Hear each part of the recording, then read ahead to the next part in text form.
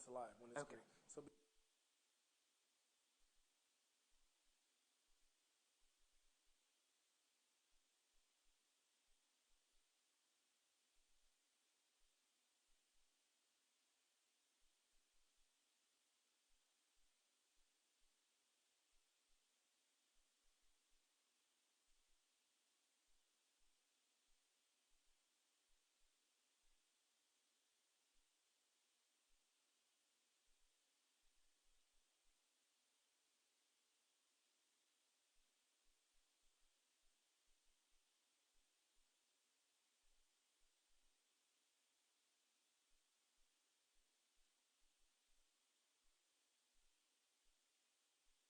push it, it turns green, it's on.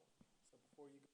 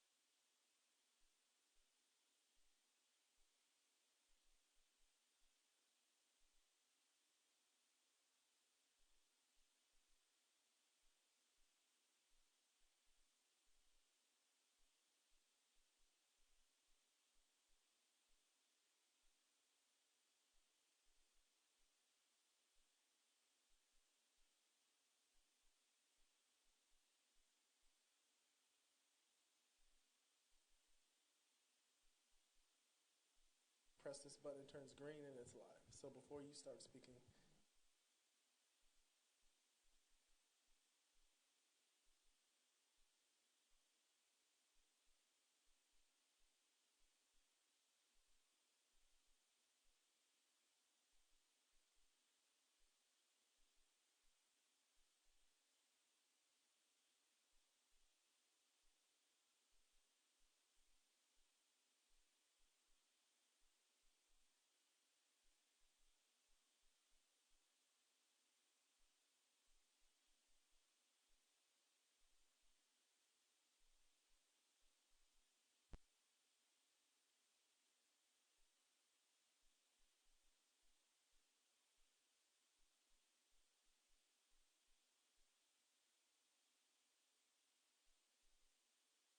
It's muted, green, it's live, so be sure to hit the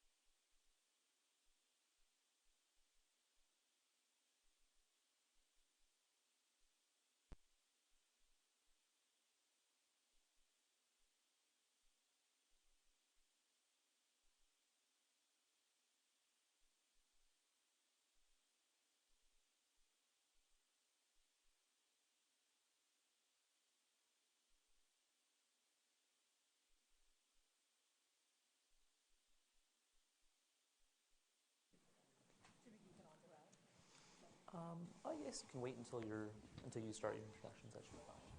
Great. Okay. All right, folks, we're going to go ahead and get started. Thank you all for joining us today here, as well as folks who are watching the live stream. This is sort of an unorthodox event for the Stimson Center. I think many of you know that we spend a lot of time thinking about nuclear weapons and go from 0 to 60, go to escalation as quickly as possible. But we've been thinking a lot about what's happening sort of within the domestic polities in South Asia and what implications it might have for foreign policy and national security for both U.S. interests, but also interests in the region. And I think we operate with this idea in international politics that most decisions, or sort of critical ones, are shaped by security and economic interests, and they're oftentimes rational responses to costs and benefits. And we typically tend to discount the role of ideology or sort of society in shaping some of these interactions in the international arena. But we know from some of the academic literature on this that there's actually two ways we can see how domestic regimes and social behavior can impact foreign policy. The first is simply by having sort of a direct impact on decision-making, whether through democratic polities or just direct influence on leadership. But the second is in terms of shaping perceptions of the intentions of state behavior. So even if there isn't actually a direct effect, it can certainly make states believe that there is some impact of the way domestic society is influencing decision-making. And certainly the United States thinks about this a lot. We think a lot about the character of regimes like Iran and North Korea and what the domestic politics means for how they might behave internationally. And so from this vantage point, we've been looking at a lot at the trends in South Asia, whether you call it radicalization, communalism, Saudization, illiberalism, or just an assault on pluralism.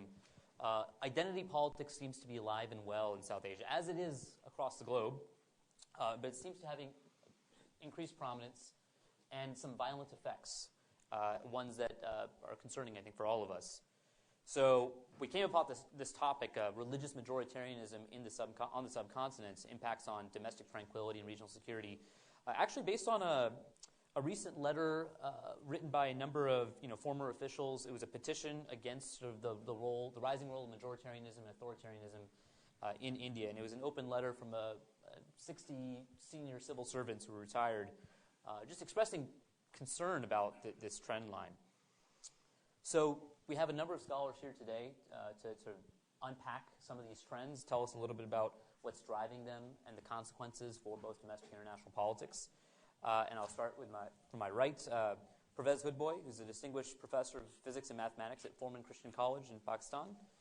He taught for 40 years in Quaid-e-Azam University in Islamabad, and is now a distinguished professor of physics and mathematics.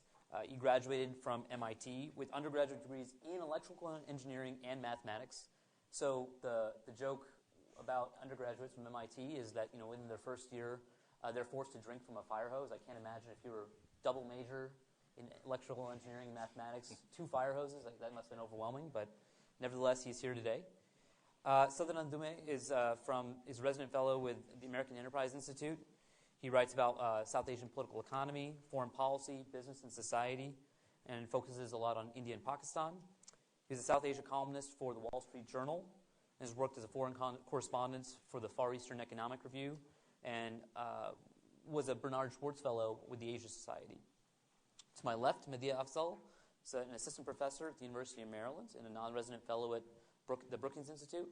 And she's done some really interesting work on intolerance, extremism, anti-Americanism in Pakistan, and the links between education and radicalization. She's a regular columnist and writer for international publications like Dawn, the Express Tribune, Foreign Policy, Newsweek, the Cairo Review. And finally, we have Gautam Mehta, who is a graduate of Johns Hopkins SAIS and is working with one of our close collaborators, Walter Anderson, on a book on the RSS, the parent organization of India's ruling BJP. And previously, I did not realize this, he was previously an investment banker. So my question is, what are you doing here? But we'll get to that later. So anyways, we'll ask each of the speakers to offer some opening remarks on their take on this issue of religious majoritarianism. And then from there, we'll go to a Q&A with the audience, and we'll proceed from there. So we'll start with Pervez. Thank you. Thank you, Samir. I think one of the greatest advances in human civilization was that of different peoples learning to live together. Peoples of different religions had been clashing with each other in Europe. There was the 30 Years' War, there was the 100 Years' War, and there was blood all over.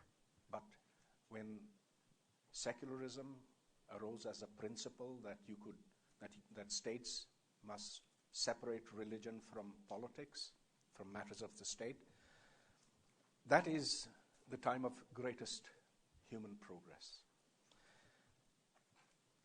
Unfortunately, as we look around today, at various parts of the world, we see enormous regression. Regression in the sense that religion is imposing itself into matters of the state at every level. In South Asia, this is particularly evident. Of course, we had a very bloody partition. But after 1947, and until, I'd say, 30 years earlier, those were periods of communal peace, relatively speaking. I grew up in a neighborhood in Karachi where my immediate neighbors were Christians, Parsis, Zoroastrians, and even a few Hindus. On the occasion of festivities, they would send food to our house, we would send food to their houses.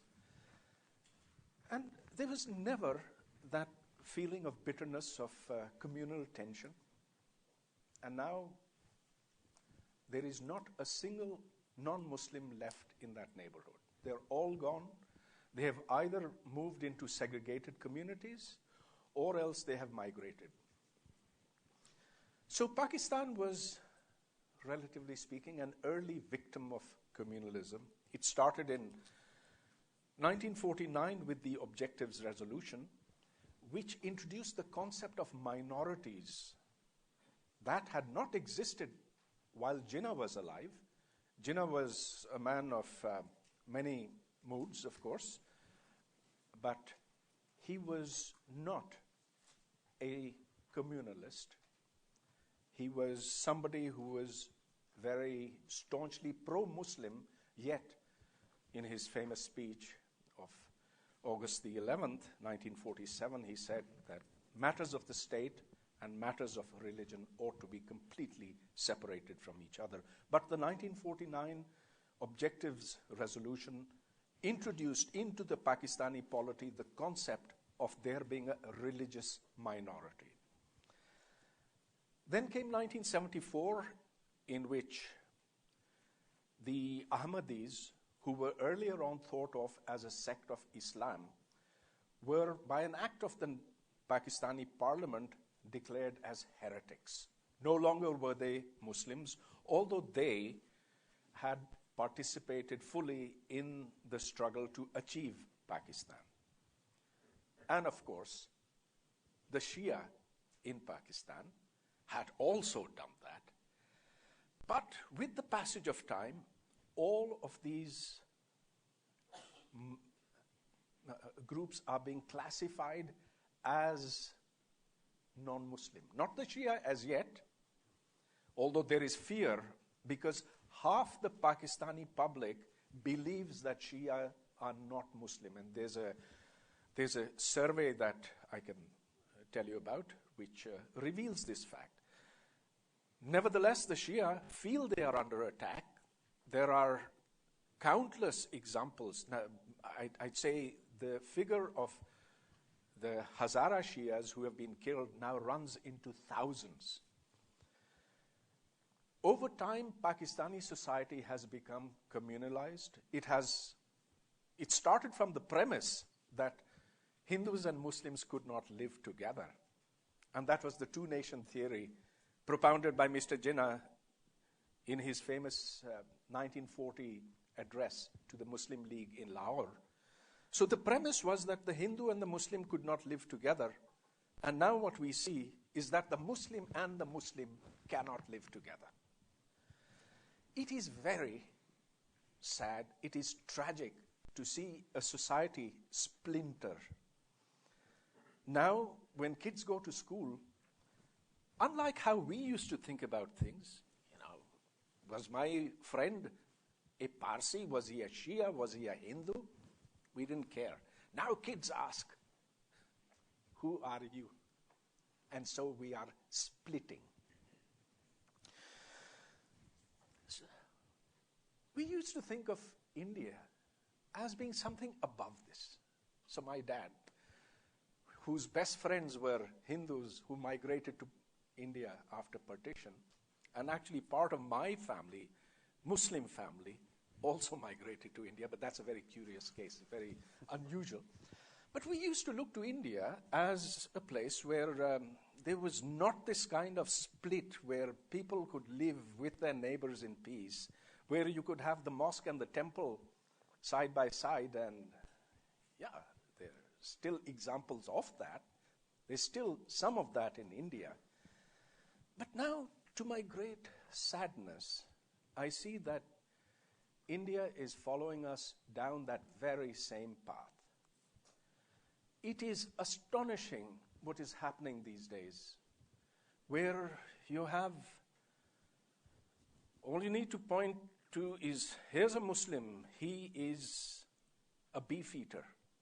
You go, you raid his fridge, and if there's cow meat over there, then he can be lynched. Then and there, and in fact that has happened so very often now. Of course, it didn't start right away. The tension had been building up over a long period of time. Then in 1992, there was the Babri Masjid incident in which 200,000 Hindus who had been charged up by the BJP went and tore down this hundreds of years old mosque, claiming that beneath that mosque, the Lord Ram had been born. That was the beginning of a series of riots. 2,000 people were killed then and there. It was something that had been organized by the BJP. The riots spread to Gujarat, where the chief minister was Narendra Modi, and there was slaughter over there. Nobody could have imagined that Narendra Modi would one day become the Prime Minister of India, and that's where he is today, together with one Hindu radical after the other, Yogi Adityanath, who is on record saying that if one Muslim is killed, if one Hindu is killed, we will kill 10 Muslims. And if one Hindu girl is raped, we will rape 100 of their women. And it's gone on and on after that. The question is why? And I really don't have an answer to that, because we cannot simply say that, my identity is Muslim or your identity is Hindu, because we all have multiple identities. Why is it that one identity is suddenly made to be so dominant over another identity? It has to do with how political leaders behave, how they use or manipulate the system. Now consider the fact that Zulfikar Ali Bhutto, the Prime Minister of Pakistan, was by no means a holy character. He liked his bottle a lot. And he certainly didn't evince any kind of personal hostility to the Ahmadis. And yet, at a time when he was in danger politically, he went out and he said, I'm now going to make history. I'm going to declare the Ahmadis as non-Muslims. Of course, it didn't save his skin. He was strung up for the reason that Ziaul Haq didn't like him particularly. But Bhutto didn't act so as to, because of religious passion. He did it out of sheer opportunism. So we have now politics and religion that deadly combination coming together. In Pakistan, the blasphemy law has been used with great effect to enhance people's personal fortunes, to further their political agenda. And these days, if you want to settle scores with someone, you want to grab his property, you want to ruin his business, or for whatever, you have to only point to him and say, he blasphemed. And you can't even repeat what he might have said, because that by itself constitutes blasphemy. There are too many numerous tragic cases that I am personally familiar with, but the last one was that of a university student, Mishal Khan, who was lynched by his own fellow students. He had a Facebook account in which he used to ask questions about Islam. He was not blasphemous, as later on was established. And yet his own students, his own fellow students, including his own roommate, they first stripped him naked. They dragged him around the university campus. They hit him with bricks and sticks, and finally one of them shot this young guy. It's happening now in India as well. There's a cattle trader, and they said, where is he driving this cow to? He must be doing it for slaughter. And then a crowd gathers around. And just as Mishal Khan's lynching was recorded on video, so also the recording of the lynching of Pehlu Khan. Now, there's a Khan here and there's a Khan there. They're on both sides of the border. That lynching was recorded, put on Facebook. This is the level of inhumanity to which we have descended, where there are cheering crowds who cheer on the lynching of those accused of doing the wrong religious thing. So I'm going to end over here.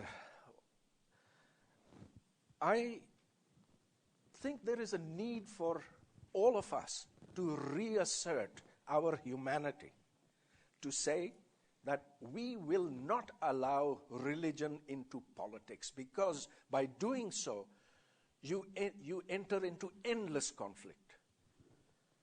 We are humans in the first place, then we belong to a country, a religion, a class, a profession, or whatever. And so to stress our primary duty is that of humans, is something that we need to do in every country of the world. Thank you. Thank you. Sadanand? Thank you very much, and thank you, Dr. Kripon, and thank you, Samir, for inviting me to the Stimson Center.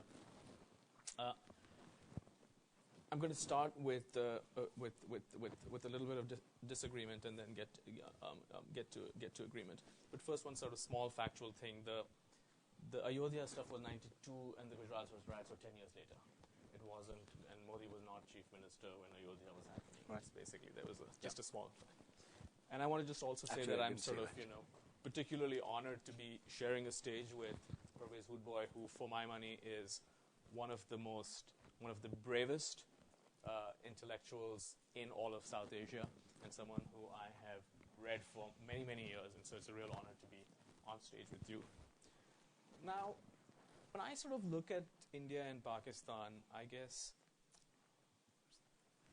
think that their trajectories have been quite different, and it's worth highlighting. So that's going to be the first part of my comments.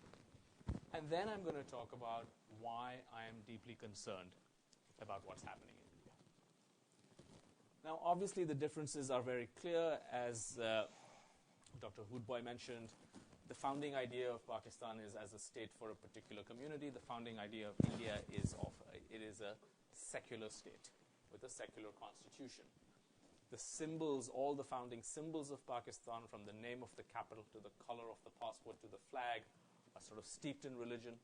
In India, there is nothing religious about them. If you look at the demographics, Pakistan right now is about 97% Muslim, if I'm not mistaken. Religious minorities are very, very small in terms of their numbers.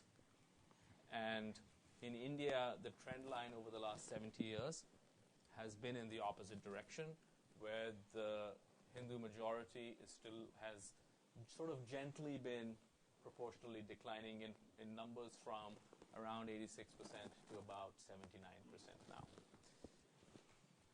In terms of a sort of global context, Pakistan has had to struggle with the rise of Islamism or political Islam. Dr. Hoodbhoy has written about extensively.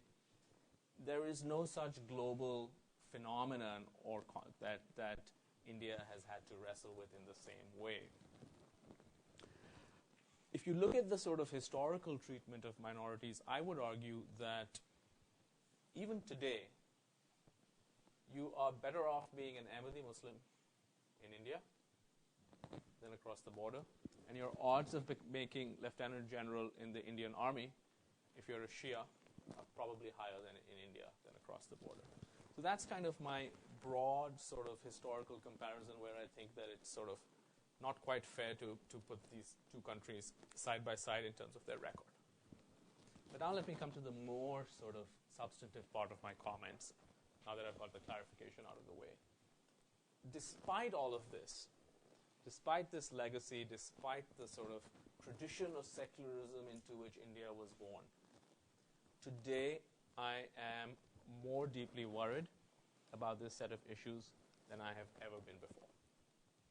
And I'll give you my sort of top 4 or 5 reasons, and I'll keep my comments brief, and I guess we could get into more of it during question and answers.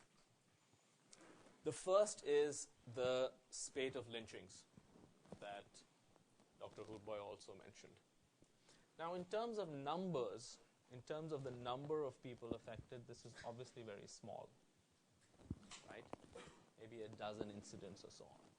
But in terms of the impact, it is very large, because you have incidents that have been videotaped, that have been put on YouTube, and what you've seen is a government that has been slow to condemn, though of late I've seen that we had 2 condemnations by Modi back to back, which I'm glad that he's done that. But in general, the government at the very highest level has not condemned immediately and forcefully. And at lower levels, within the government and the ruling BJP, there has frankly been ambivalence. With some people, for instance, after the horrific lynching of Pehlu Khan in Rajasthan, you had the Home Minister of the state sort of imply that, well, he may have been a cattle smuggler, and maybe it wasn't, they're both to blame. So this has been sort of extremely disturbing. The second thing that has me concerned is the appointment in March of Yogi Adityanath as Chief Minister of Uttar Pradesh, which is India's largest state. Now, I know many of you don't follow Indian politics terribly closely, but to put this in context, this is someone who 3 years ago would have been regarded as too extreme to be appointed as Minister of State for Textiles.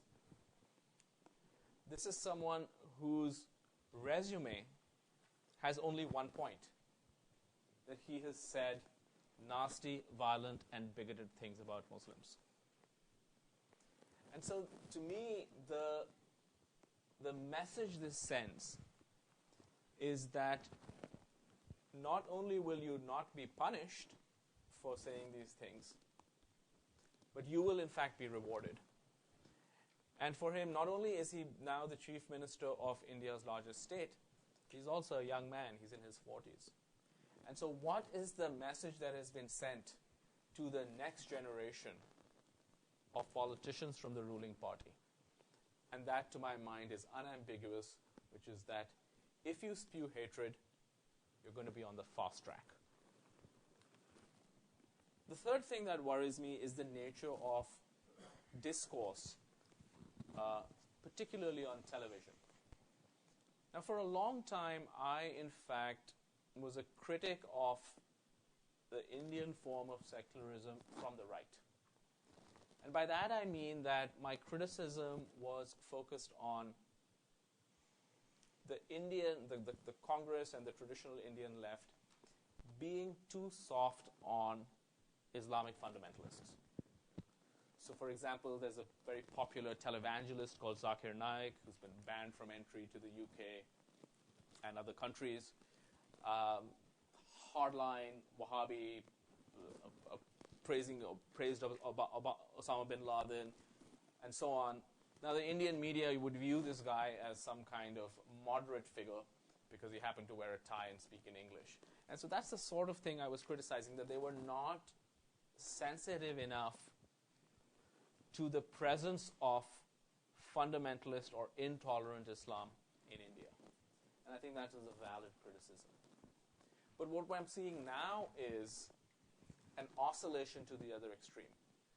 And if the problem with the discourse in the past was that it was not critical enough of Islamists, the problem now is that it is critical of Muslims who have absolutely nothing to do with any kind of extremism, which of course is most of the Muslim population. So you've gone from a situation where on television you had people essentially unable to talk about the problems of radicalism that we've seen across the world, and we've seen to a certain degree in India also, to a situation where increasingly you have television shows, you have news programs, and so on, where the differentiation between a small minority of radicals and a large, peaceful majority is, in my view, not made.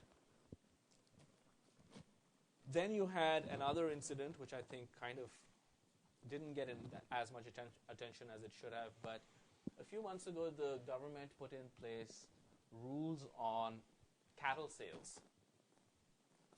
And to me, these rules, which are extremely restrictive, basically go to the heart of the issue because they attack the livelihood of anybody who is involved in either selling buffalo meat or in the leather business.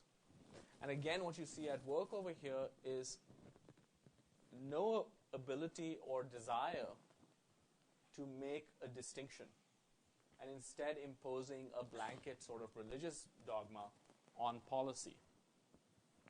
And I agree with Dr. Hoodbhoy that the cattle issue has in many ways become the Indian version of the blasphemy law, where this may not be uniform, but the idea that you can whip up a mob is given a sort of tacit sanction by the laws being strengthened. So, for example, in Gujarat, you now face life imprisonment for illegal cow slaughter.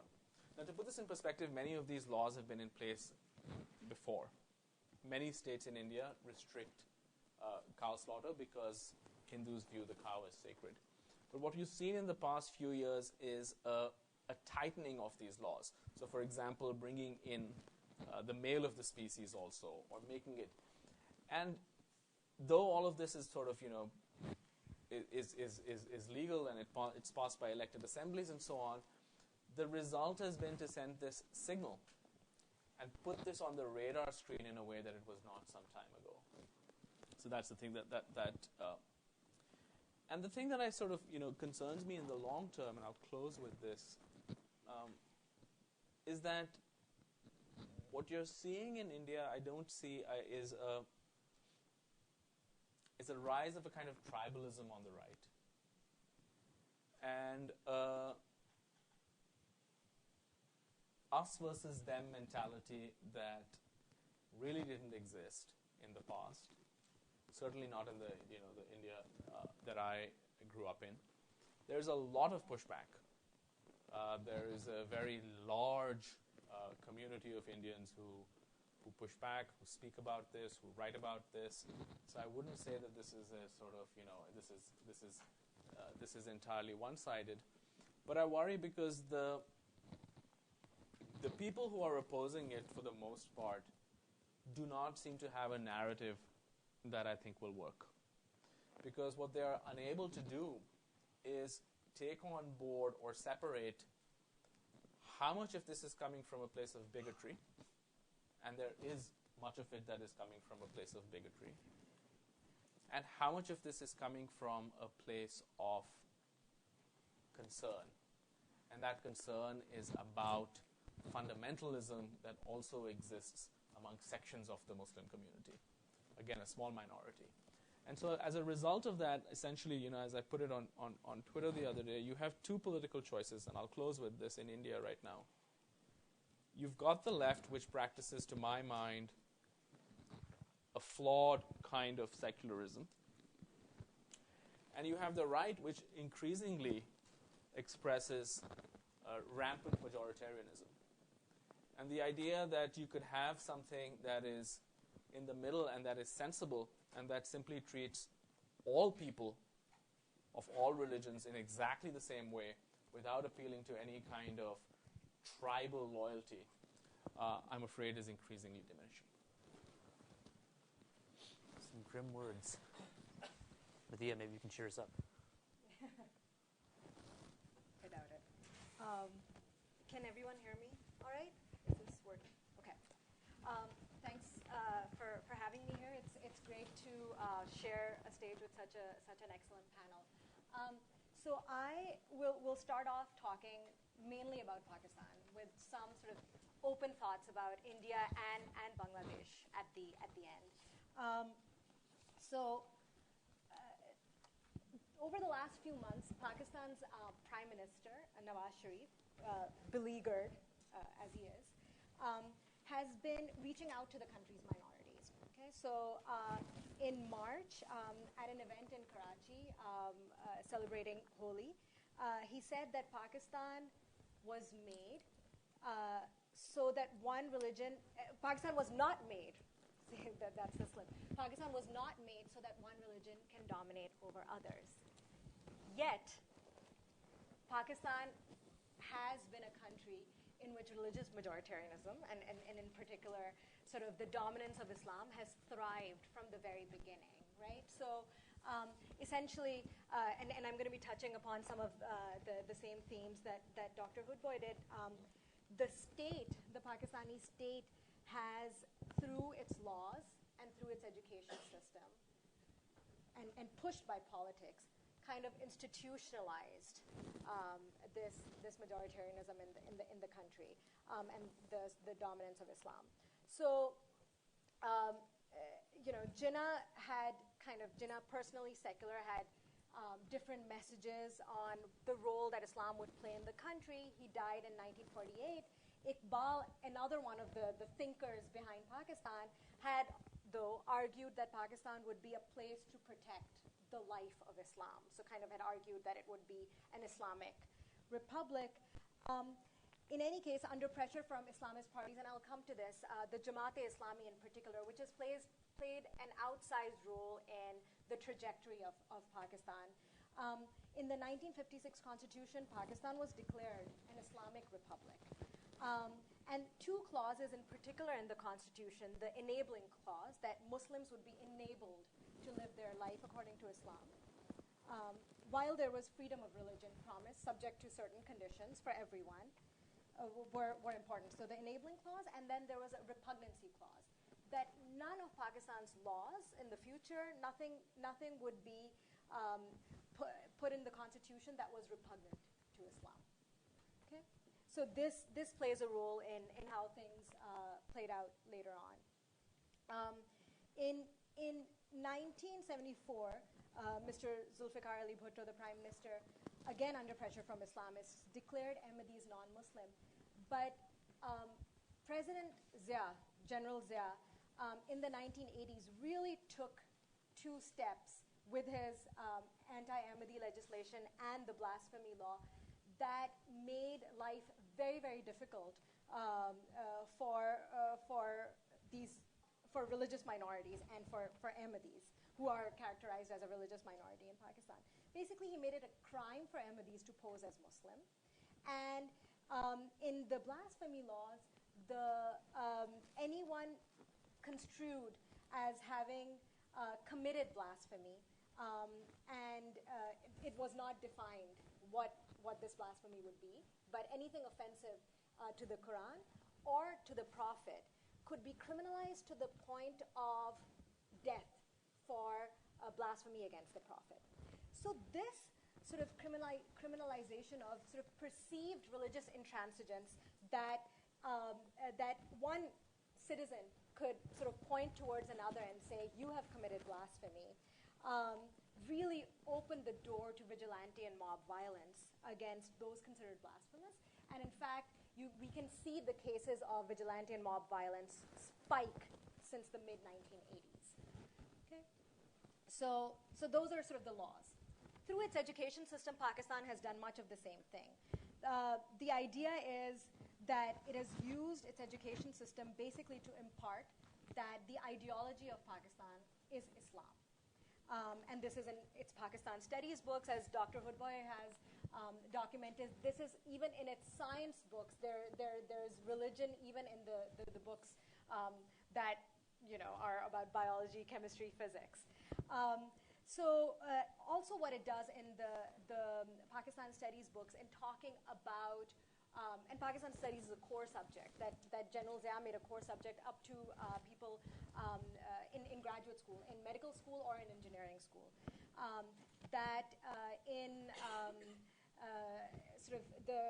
In describing how partition occurred, it talks about how Muslims were good, they were the victims of sort of Hindus who were sort of the bad side, while the public school textbooks don't contain anything about the blasphemy laws, let's say, or Ahmadis, they do set up a mindset that students come out of thinking that their sort of religious group is the good one, right? So all of this has affected the population's attitudes. So I'll give you a few statistics from Pew polls done in Pakistan over the last few years that kind of speak to how the population thinks about some of these things. So 75% of respondents from a Pew poll says that the blasphemy laws are necessary to protect Islam in Pakistan. 75% of respondents favor the death penalty for converts who leave Islam. So the worst treatment is reserved for Muslims who choose to leave the religion, not people of other religions. It's Muslims who choose to leave the religion. Leaving the religion may also be somebody who says something against the religion. So these are called murtids or apostates. So all is not bad. 75% of Pakistani Muslims say people of other religions are free to practice their faith in Pakistan. So there's this perception that people of other religions can practice their faith in Pakistan. And 84% say it's very important that all people should be able to practice their own religion in Pakistan. This is incidentally the same percentage that says this in the United States. So an interesting fact. Regardless, these sort of attitudes, the intolerant attitudes towards people considered blasphemous, towards people considered apostates, play out, as we've seen in vigilante and mob killings against those considered blasphemous, like the Mashal Khan case. Similarly, Salman Taseer, who was the governor of Punjab in 2001, was killed in broad daylight by his own security guard, Mumtaz Qadri. Mumtaz Qadri then went on to become hailed as a hero by even some very sort of educated populations in Pakistan, including lawyers who sort of garlanded him when he was appearing in court. Regardless, the Pakistani government took a big step and hanged him last year. And the Supreme Court verdict was actually quite informative and said that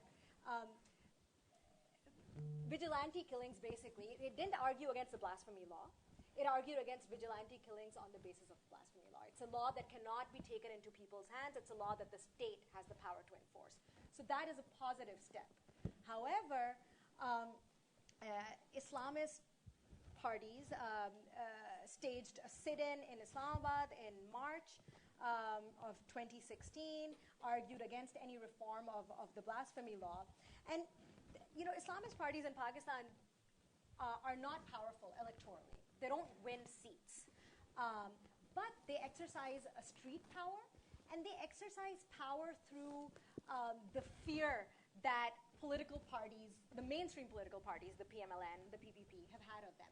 These parties have weak majorities when they're in power, and they feel that concessions to Islamist parties may entrench them and strengthen their position. So they've exercised power through them. The military has also, the military has operationalized religion in Pakistan, and the military has also empowered Islamist parties, in particular in the 1970s against Bhutto, and sort of continues to do so behind the scenes these days. So a couple of additional points, and then I'll close. This kind of mindset, these ever-narrowing circles of what is considered acceptable religious behavior, affects sort of how Pakistanis perceive terrorism in their country. So in February of this year, there was a huge terrorist attack in Sevan Sharif in Sindh, the Sufi shrine of Pakistan's sort of biggest Sufi saint, Lal Shahbaz Qalandar. And people were engaged in the dhamal, which is a dance. They were in a trance. And this shrine is, sort of a testament to pluralism, a testament to sort of rituals of different South Asian faiths, sort of in one place. And there were condemnations of the attack by the major political parties, et cetera, when it happened. But there were also murmurs of people saying, the dhamal is un-Islamic.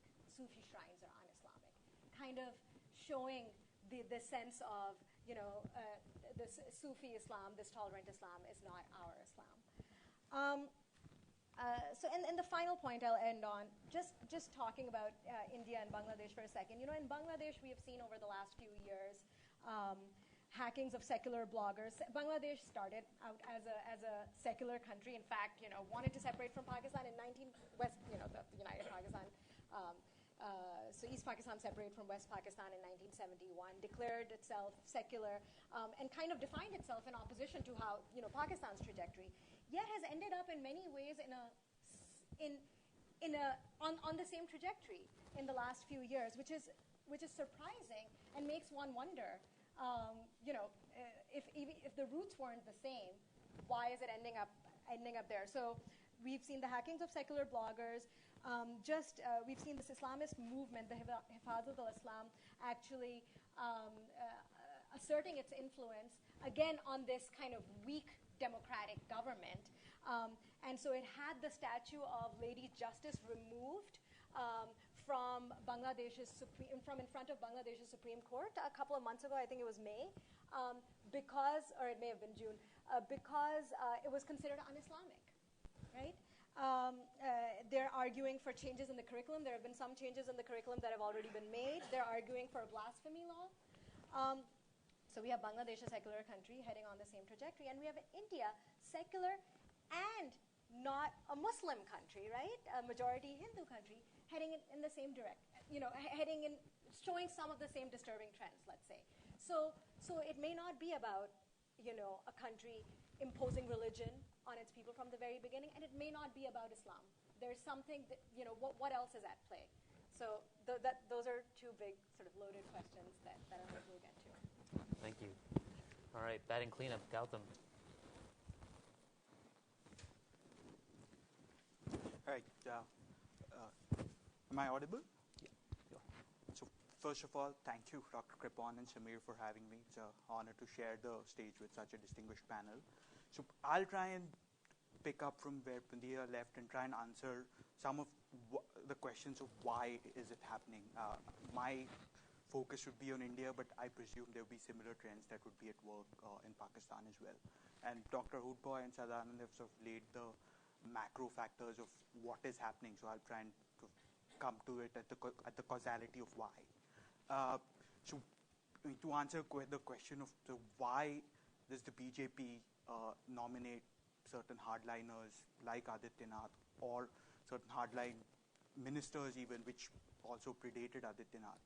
So my sense of why that's happening is because of the incentives that a sort of invisible primary that happens within the BJP creates.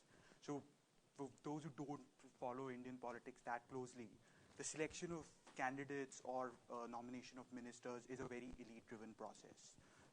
Unlike in the United States, there are no primaries as such. However, BJP has some sort of an invisible primary where they solicit inputs from RSS, which stands for the Rashtriya Swayamsevak Sangh, which is its parent organization and which is where it draws a lot of its ideology from, which is where it draws a lot of its leaders from. So the process of how BJP selects its candidates or nominates ministers is the inputs of the RSS are very important there. So what this creates incentives for, let's say, ambitious BJP politicians or somebody who wants to rise up the chain to be rabble-rousing, to pick up sort of culture war issues, cattle trade, the other prominent culture war issue is whether to what extent should society intervene in let's say, interreligious marriages and so on. So the incentives for BJP's ambitious BJP politicians are to pick up on issues that would appeal to the core RSS base, because they are the ones who will sort of play a role in whether they rise up the political ranks or whether they will be nominated as candidates or whether they'll be selected as ministers. And Adityanath is an example of how that has happened. This was, from what we can tell, a very bottom-up driven process. And the same is true with, let's say, particularly selecting candidates for the UP elections. Now, UP is India's largest state, as Sadanand said, with about a population of 200 million, 18% Muslim, but BJP had no Muslim candidate nominated among 400. Part of why that happens is the process of candidate selection depends a lot on the inputs of the RSS people on the ground. And they tend to be the true believers. They tend to be the ones who care about cultural issues, some of whom are bigoted and Islamophobic. The second big driver of why there's rising religious majoritarianism or increasing focus on cultural issues or rabble-rousing by politicians is the center-left or the left space in Indian politics has collapsed. So if you've been following Indian news over the last 2 days, the regional parties who used to be viable contenders as the Congress, as well as the Congress, which is sort of India's traditional center-left party, they are really no longer viable political contenders. So in the Indian dynamics of first past the post system, what BJP risks is not just a challenge from its left, but also a challenge from its right. And we've seen that, and this is something that's not appreciated adequately even in India. We've seen that happen in Goa, which is a small state, but we've seen a grand coalition in Goa, which had its assembly elections about 3-4 months back, where BJP was challenged from its right by a group of parties who were fighting mainly on non-economic cultural issues as it relates to, let's say, language of instruction and whether the government should fund English medium schools. And incidentally, that political party formed when a section of the RSS splintered and they disagreed with BJP's policies of having government fund English medium schools. Goa is a Christian majority state, and the other political party, which was part of that coalition, had wanted a blanket ban on beef, and Goa is one of the few Indian states where cattle with cow slaughter is not explicitly prohibited. So what the collapse of the Congress or the collapse of the regional parties in particular it's done is it's created BJP to be the Indian hegemon, and it's created risks for the BJP from its right flank, particularly from within some of the hardcore RSS types. So, as such, the incentives for the party or for the Prime Minister, for Prime Minister Modi or for some of the state chief ministers, is that they need to give their supporters some red meat. They need to have some stringent laws so that they don't risk splintering, particularly from the right. And in Goa, arguably, it's hard to sort of establish causality, but arguably, it cost BJP the majority because of a group of parties which fought it from its right. You've not seen some of that repeat in other Indian states, but this can easily happen, particularly in, let's say, Maharashtra, where there is a pre-existing party which is parochial but also tends to come at Hindutva issues from even more extremes than the BJP does. It could happen even in some of the North Indian states where there's really no political challenge from the BJP, particularly from the center-left, because Congress or some of the regional political parties are just not viable.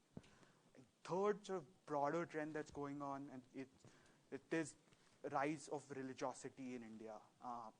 Cultural theorists who study this issue argue that economic growth or prosperity leads to less religiosity, but that's not been the case in India. So Pew, our World Values Survey, or even surveys by CSTS have found that there's been about 10 to 15 percentage point increase in the religiosity. They've asked questions differently, but that's sort of the broad trend. And this has happened over the this has happened, let's say, since mid-2000. So this even predated the BJP's coming to power or the political rise of Narendra Modi and some of the other more hardline BJP candidates. So rise of religiosity shouldn't necessarily lead to majoritarianism or shouldn't necessarily lead to religious extremism. But again, India is a competitive polity. It's a relatively closed polity. So the political entrepreneurs have incentives to sort of pander to those pander to the sentiments, particularly of sort of the core BJP RSS base, and take up culture war issues or take up defend. Let's say there was a central government minister who attended the funeral of Pehlu Khan, who was lynched in Dadri, and he was wrapped in the Indian tricolor, which is traditionally reserved for Akhlaq. And this is something that, and this minister is close to the RSS, but he's a doctor who runs a chain of medical colleges in the state. So he's not somebody who you would conventionally think of as a rabble-rousing politician, but that's the incentive he has, both as a result of the invisible primary that happens in the BJP and more broadly because of the rise of religiosity in India. So if I have to sort of close on a macro level, in some sense, Prime Minister Modi, much as he might want to be a statesman or much as he might not want some of these other issues to distract from a development agenda which he campaigned on, his hands are constrained because he cannot risk disappointing the core BJP RSS base, or they will splinter and maybe not be as enthusiastic in campaigning for the party in 2019, or in some cases there might be splinter groups which would challenge BJP from the right because the political competition in India is or the incentives are such that they've to sort of cater to both the far right and perhaps even more the centrist or center-right sections of the BJP. Great. Thank you all for these incisive opening remarks. I want to ask a question to the entire panel that I think you can all sort of delve in a little bit. So you've done a really great job of unpacking some of these trends and hinting at the historical, structural, political incentives that are, or factors that are driving some of this majoritarian sentiments. But then, what about the implications for international politics? What does this mean for bilateral relations? What does it mean for general perceptions of Indian and Pakistani behavior by other actors in the world?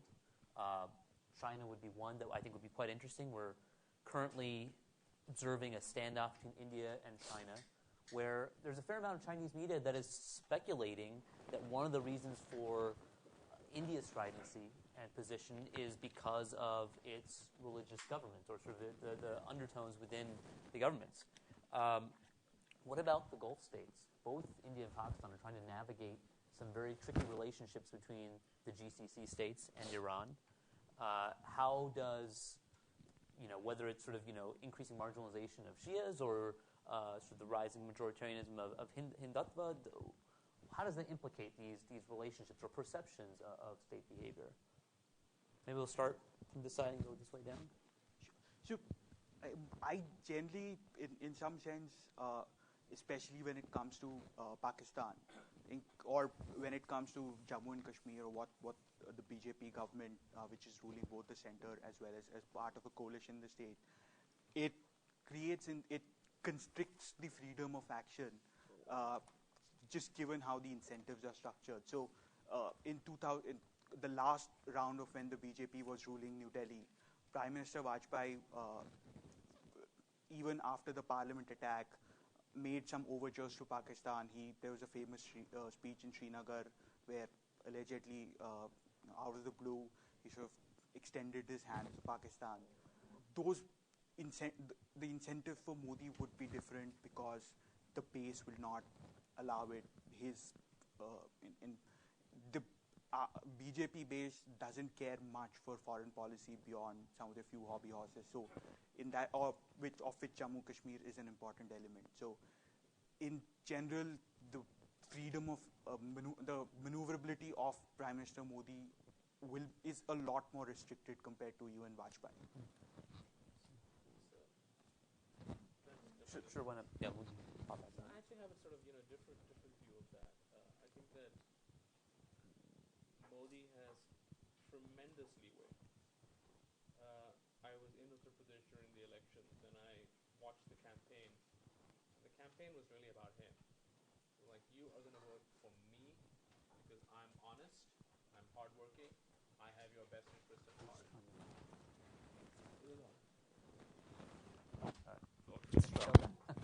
So I think that Modi has tremendous leeway.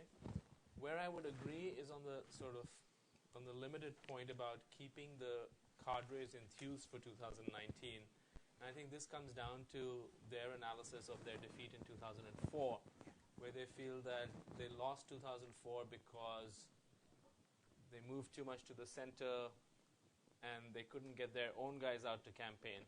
And so they need to sort of keep them satisfied. But I don't think that there was any necessity or anyone was in a position to force Modi's hand on Yogi Adityanath. This was a conscious decision. He could have picked anyone. And in fact, if you look at their chief ministerial picks over the course of the past 3 years, Yogi Adityanath breaks the mold completely. Every single other pick was some nondescript person who no one had heard of and was just known to sort of keep things going. Look at, you've got Fadnavis, you've got Khattar. This is the first time, in fact, under Modi that they have picked a person who was known for his inflammatory comments. So my view on that is sort of slightly different. Coming to this, and also the kind of the right flank question. I mean, potentially there could be a right flank in the future. There is no right flank right now. The BJP is the party of Hindutva, and you've got various parties that are based, either on caste or on this sort of Nehruvian socialism, which are in different states of disarray. So I would take the idea of them acting out of concern about, new parties rising on the right, if those parties actually existed. But for now, especially in, a tiny little place like Goa is sort of not of consequence. There's no such thing in Uttar Pradesh. There's no such thing in Bihar. There's no such thing in most of India right now. So again, I sort of feel that it's more to do with you've got to kind of, they don't want to repeat the defeat of 2004, and it's certainly true that within that the RSS has a very large role to play in deciding where a career goes, and so that the point about invisible primary is well taken. But I do think that Modi had that option and chose to go away, depart from his own script. In terms of international relations, again, I think he has a tremendous amount of flexibility, and you could see that in his early overtures to Pakistan, where he invites Nawaz Sharif for his swearing in. Then they have this exchange of gifts of saris and shawls, and then Modi shows up to sort of celebrate a family wedding in Nawaz Sharif's home. And so, I mean, the Modi phenomenon is that he is so popular, and he is so much larger in stature than any other politician right now, that he in fact has a great deal of leeway. It's true that he has to be tough if there's a terrorist attack. On that sort of thing, the base comes in. But by and large, he has a lot of leeway. And in fact, if you look at his visits to Saudi Arabia, his visits to the Gulf, and so on, he has generally sort of, said the right things.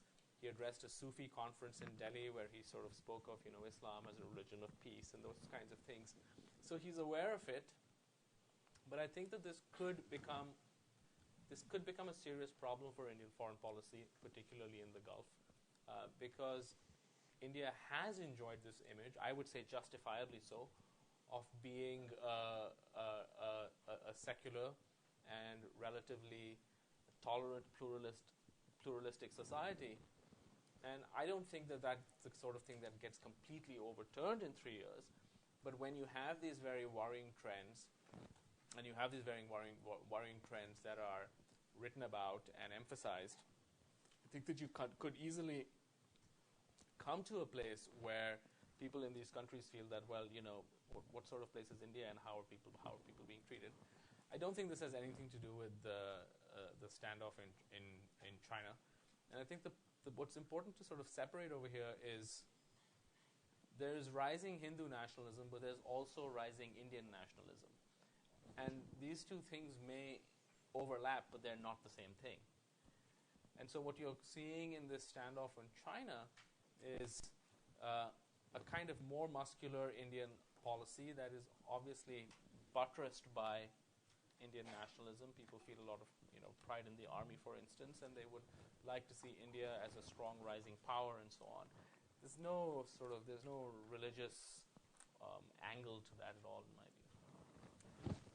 Madiha, can we go to you first? Yeah. All right.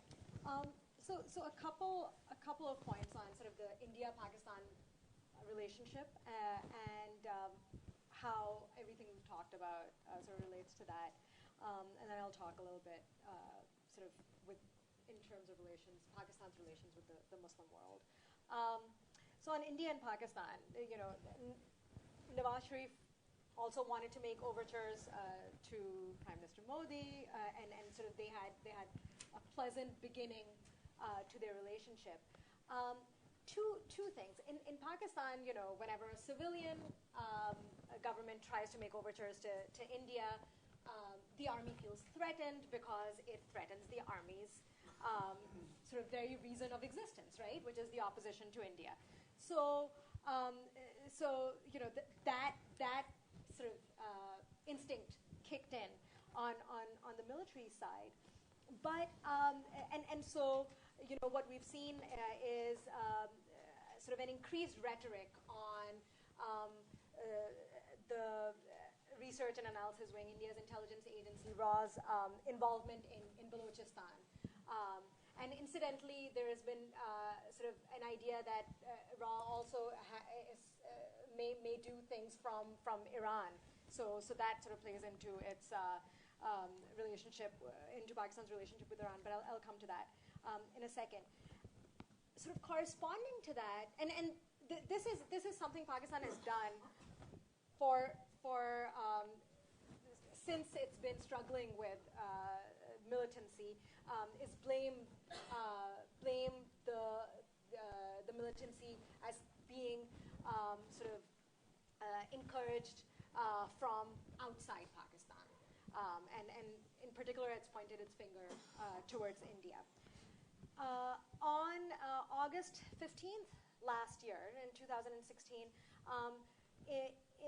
Prime Minister Modi in India talked about Pakistan, sort of pushed back against this, right, and talked about Pakistan's sort of bad treatment of Balochis, Pakistan's quashing of the insurgency in Balochistan, and basically sort of said, if we have to come to if we have to come and sort of save Balochistan, we will, right? And sort of directed the attention of the international community there. That really threatened Pakistan, and it sort of, I think, really pointed to a worsening of relations between the two countries.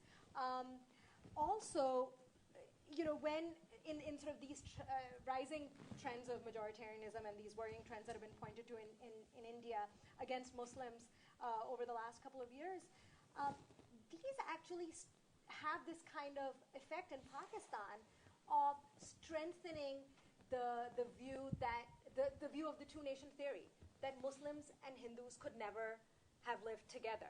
And so all through the decades, Pakistan has sort of subscribed to this notion of look at how badly Muslims are doing in India. Any example that they can get, look at how badly Muslims are doing in India. But now they actually see some very tangible examples that they can point to. This kind of points, this strengthens the Pakistani nationalism on the basis of the two-nation theory and the Hindu versus Muslim divide. So that's a worrying thing. In terms of Pakistan's sort of relations with the Muslim world and how it thinks, trends within Pakistan where Pakistan is moving to a sort of, it's a Sunni versus Shia subsect of Sunni versus another subsect of Sunni. So, with sort of the Wahhabi subsect in some sense emerging as strongest or the one that sort of bullies the rest. That, while, the state has, in some sense, and in many senses, led to that outcome, the state will not openly say that it is, Pakistan belongs to this sect of Islam or doesn't belong to this sect of Islam, right? So the state is not, it doesn't openly take sides in terms of which sect of Islam it subscribes to. And so it tries to maintain an impartiality with the Muslim world and sort of wants to be known as a country that is friends with all Muslim countries.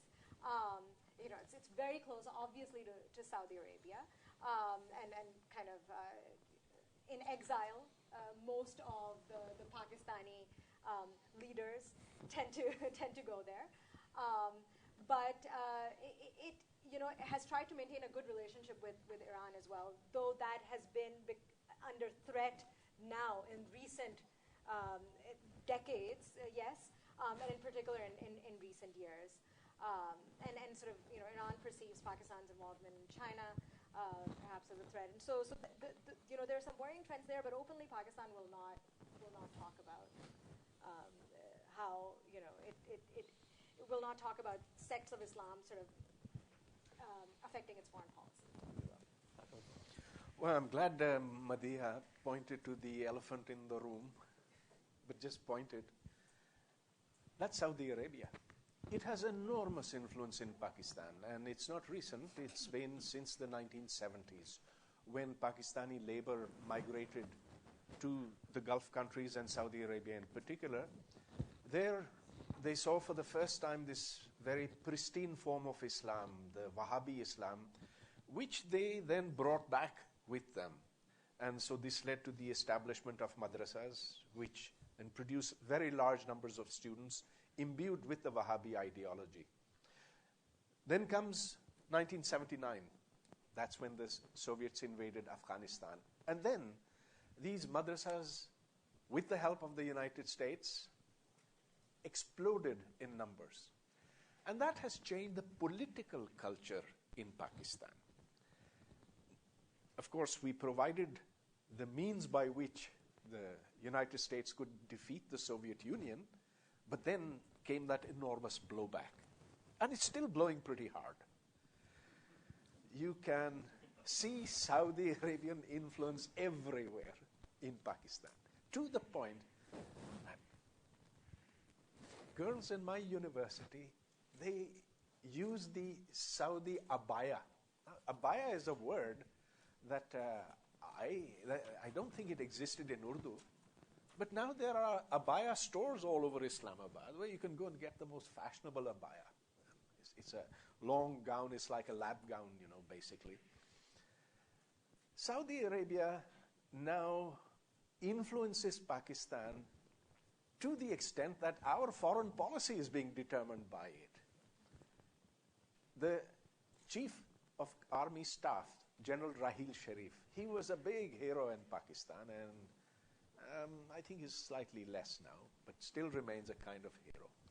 He is now leading the Islamic equivalent of NATO, based in Saudi Arabia, out of Riyadh. Now, there have been a few calls to bring him back, but no way is he coming back. And Iran, obviously, is not happy with us for that reason. But we have lots of other reasons to be unhappy with Iran about. In fact, both of our Muslim neighbors we are on terrible terms with. One is Afghanistan, which accuses us of harboring the Haqqani network, which attacks Kabul and blows people up over there. And Iran, which says that we are, in fact, harboring Sunni radicals who then go and attack targets in Iran. So at this point, because of all these changes, Pakistan is no longer what it used to want to be or thought it was, that is the center of the Islamic world. It is now very much at the peripheries, and this in spite of the fact that it has nuclear weapons, which, by the way, none of us has so far mentioned. And it's a first for CT event. And every day we lob shells over the line of control, and they lob shells back at us. I think they probably kill something like 10 people a week these days. When is it going to get out of hand? It is at some point going to get out of hand. One last thing. I just want to make a small point of difference with you, Gautam. That's, you said that religiosity by itself doesn't necessarily lead to extremism or a change in the political culture, but I think it does. You can see it everywhere. It's a global phenomenon. You see that wherever religion rises in importance, it makes its way into politics. See that here in the United States as well. You see that in Indonesia. Indonesia used to be a perfectly secular country, and now the governor of a province over there is being accused of blasphemy. He's in jail. He's in jail, yeah. And so, to my mind, the most interesting question is, why has the world become so religious? I have a hypothesis on this, but I'm taking up too much time. Okay, well, we got a lot of questions and a little bit of time, so let's cluster. Let's take 2 questions at a time, and start with Michael, and then I'll go to Manish right after, and then we'll get around the room. Don't worry. Thank you. Thank you for these presentations. My question is to you, Pervez. Have the trends you described, which I don't think are arguable, how have they affected civil-military relations in Pakistan? Have they changed them? Have they reaffirmed them? Why don't we ask one more question? Yeah, thank you. I'm a SFX visiting fellow from India, and I just want to pick up the cow politics thing in India, and these are questions which might be referred to Sadanand and Gautam to ponder upon. I come from a part of India where we love our beef, and from Northeast India, and all Manipur, and all kind of animals that you can find your hand on. So, but what keeps me thinking is the rise of the BJP as a ruling power in Manipur specifically, and also in Assam, and the politics in Northeast, at least in some of the states, has been rather revolving more around ethnicities than religion. So how do you see cow politics and beef eating stuffs playing out in regions of India, and I would include Kerala also here, where beef eating is very much norm. You see parties getting popular there, the BJP in particular. Okay.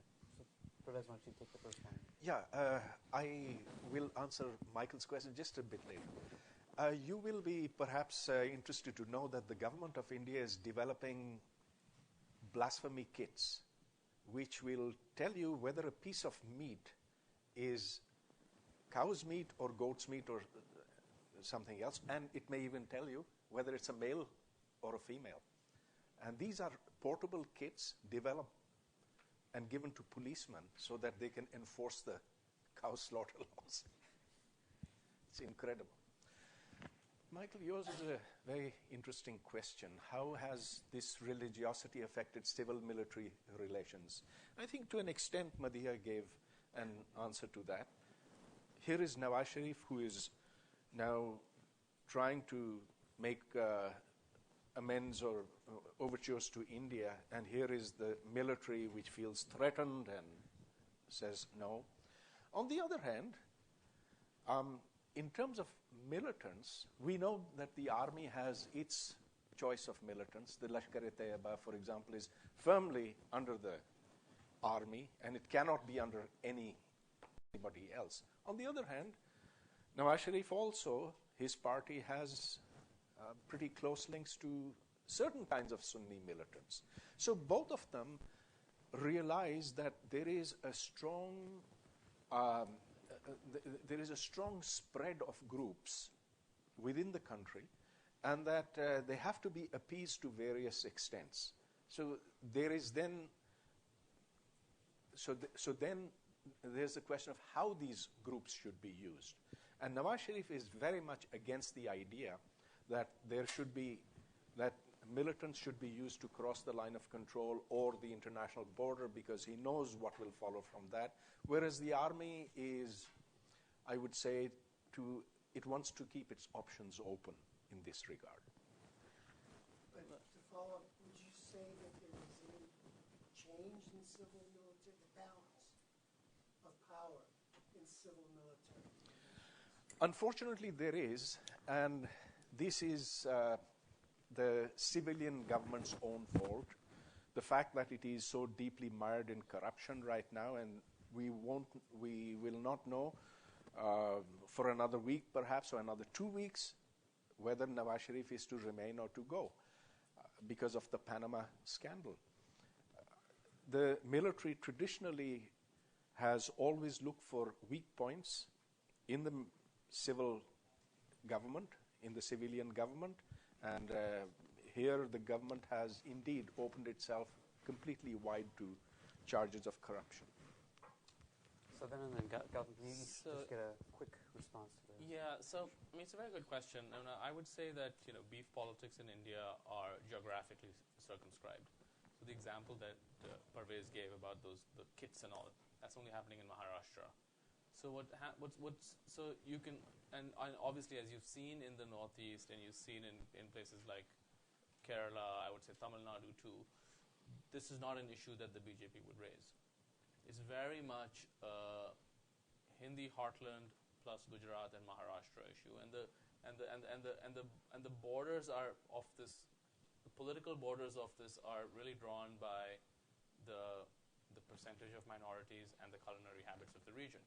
So BJP would be suicidal for them to go into Manipur and say, vote for us because we're going to protect cows. So that's not what they do. But they do that in places like Uttar Pradesh where there is sensitivity. That said, and I think it's sort of important to add this, I don't, because I made a comparison earlier with this is their version of blasphemy law. It's certainly true that many practicing Hindus have reverence for the cow. But it's also true that there's no such thing as blasphemy in Hinduism. And so it's very much an imported idea.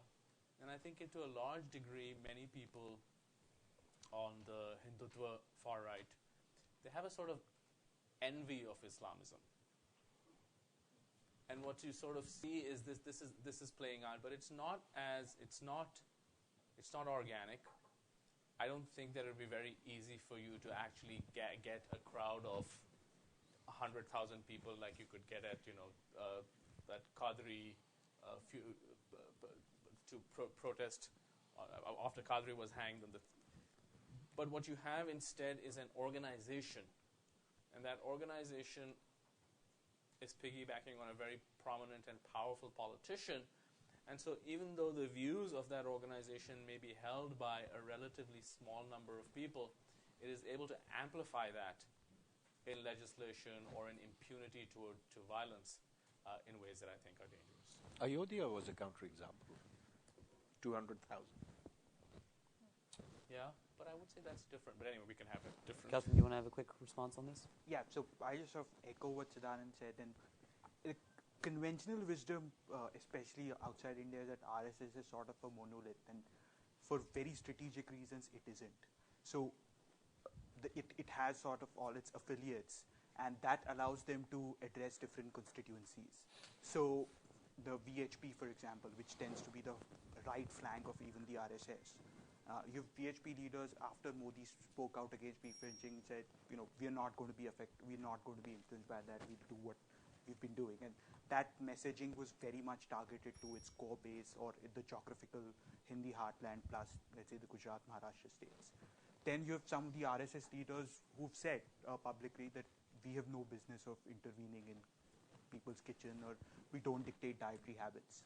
So they will continue to speak in multiple voices, and that's a very strategic decision, because of their overarching goal, and this is why this organization was founded in the 1920s, is to unify the Hindu society, because they believe that those divisions, whether caste, religion, geography, are what led to the quote-unquote 1,000 years of slavery. Great. All right, I'm going to try to take 3 questions and wrap this up. Can you make sure you state your name, affiliation, and pose a question? So we'll start over here. Hi, I'm Jay. Can you wait for the mic? Hi, I'm Jay Kansar with the Hindu American Foundation. And my question is on Kashmir, which has been touched on very briefly, but we had a terrorist attack in Kashmir. It attacked, and I forget the number of Hindu pilgrims that died, but they were specifically targeted. This caused a paradigm shift in the conversation on Kashmir within India, and also Pakistan. The government or anyone within Pakistan did not condemn this attack. How has this paradigm shift changed the narrative within India, do you believe, particularly Sadanand and Gautam, and then others can also... And also, why did the government of Pakistan not condemn this attack when it was specifically targeting pilgrims and by a terrorist group who operates within Pakistan today?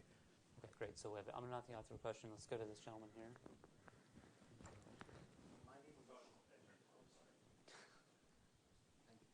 My name is Ashok Panikar, and I'm with Mehta Culture. For the past 12 years, we've been running dialogues in India between Hindu and Muslim conservative groups, including the RSS, VHP, Jamaat-e Islamiyya, etc. I'm happy to talk with you folks offline if anybody's interested in knowing something about our experience. Having said it, there's a question. The question is, what is it that any of you would recommend that the so-called liberals / progressives in India can do to stem this tsunami of Hindutva? Because I've been working on the field, and it seems an unwinnable battle. Great. Let's let gentleman here in the back, and then we'll have to wrap it up there. My name is Nadeem Yaqub. I work for Voice of America. I'm a media person. My question mainly to Dr. Pervez and Madiha. We've seen in Pakistan political parties, they're dependent on religious elements for their support. Do you see in future, do you foresee any political party fighting or trying to shun religious politics and try to contest elections or go for support on the basis of secular ideologies? I know People's Party has been, tried to project itself, ANP, MQM, but do you see them in future basically taking a stand against radical Islam and going for liberal or secular politics? Okay, great. So we have questions on pilgrims, progressives, and parties. Why don't we just each take a minute and go down the line? Okay. I don't have a crystal ball, so I can't answer your question, but I think that there is always hope because the way of the Islamic parties is a dead end. One can see what Islamism has done to wide swaths in the Middle East. We see Syria is on fire, Iraq has been burning for a long time, etc. And these messages are not lost on Pakistanis. So you are correct in saying that the People's Party, because of its corruption, like Congress in India, is out. Maybe it's out for a while, maybe it's out for longer than that. ANP also has internally collapsed. And MQM has self-destructed. So all of these are very bad signs. On the other hand, there are small little parties being created here and there. I'll give you the example of the Awami Workers' Party, which is a bunch of young leftists who are out and actually making a difference. They've actually won seats in local bodies elections, and they have a purely secular program. I don't know how far they'll get, but I know that the mood of the country at some point is going to have to change. So very quickly, I don't think of the tragedy in Amarnath with the murder of those pilgrims. I don't think it's a paradigm shift. It has sort of led to a kind of deepening of ill will, partly because Kashmir is viewed by many people, and I think with some justification, as one of the great failures of independent India. And in particular, the sort of thing that comes up over and over in Hindu nationalist circles is the ethnic cleansing of the Kashmiri Pandits from the valley. And so anything that sort of strikes at that kind of, it brings that back to the fore, and it sort of becomes part of the national conversation. But otherwise, I don't think of this in itself as a kind of paradigm shift. The very interesting question on liberals in India, I think that the central challenge that liberals in India, politically what they face is to reclaim the trust of the moderate Hindu majority. And I think that the majority of Hindus are extremely moderate. I don't think that there is appetite for this lynching and that sort of thing. But, for instance, most people do have some kind of affinity to the cow, and so if Congress does something stupid in Kerala where they publicly get a calf and they slit its throat, that's just dumb politics. So they have to find a smarter way of appealing to the moderate mainstream rather than allowing themselves to be painted as organizing the religious minorities against BJP, because that ends up playing directly into the BJP's hand, because then they portray this as a majority that's under threat. And in any case, the sort of ideology is inflected with this deep victimhood complex, this 1,000-year and all of this kind of stuff. And so what you don't want to do is to strengthen that, and what you want to do instead is appeal to regular people who do not want to see any of this. Very briefly on your question. So I think the PPP is, the way parliamentary politics works in Pakistan, PPP is the only viable party that has in its past sort of espoused or encouraged secular principles, though Pakistan, to be clear, is not ever going to become in the near term, or even perhaps in the long term, a secular country. I mean, Ayub tried it. He reverted back. He had to revert back right away.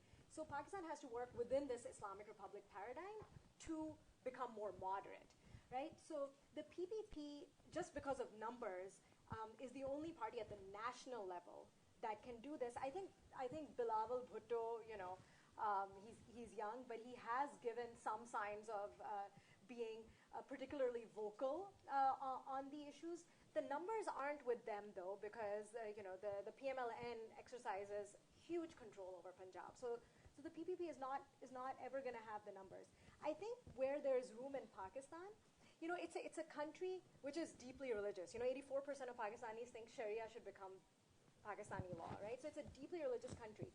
So where Pakistan has room to moderate is within these political parties, they need to counter extremists, so differentiate, how Pakistan can be an Islamic republic, but how it has to differentiate from the Taliban or extremists. I think that's where there's room, and how it can sort of become more tolerant. But I don't think there is much room towards becoming secular in the near future.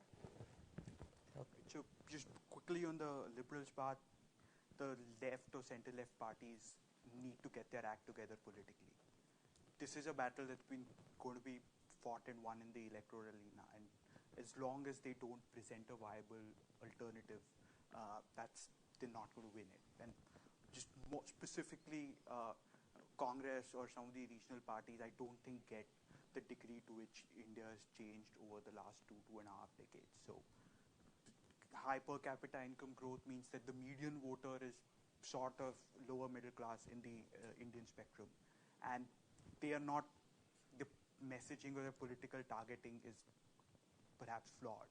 So they probably need to solve the leadership question, understand how much this country has changed, which I think Modi understands better than most, and so modify their messaging.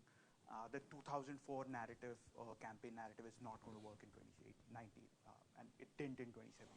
So this is a battle that's going to be fought and won in the political arena. Much as sort of they've tried to create some pressure group socially, it's got to be won politically. So that's very sobering assessments. I apologize we couldn't get to all the questions. We'll have to take them offline. Thank you to all our panelists for joining us and sharing your insights. And you can follow all their writings on these topics some more. And thank you all for joining us today. Thanks.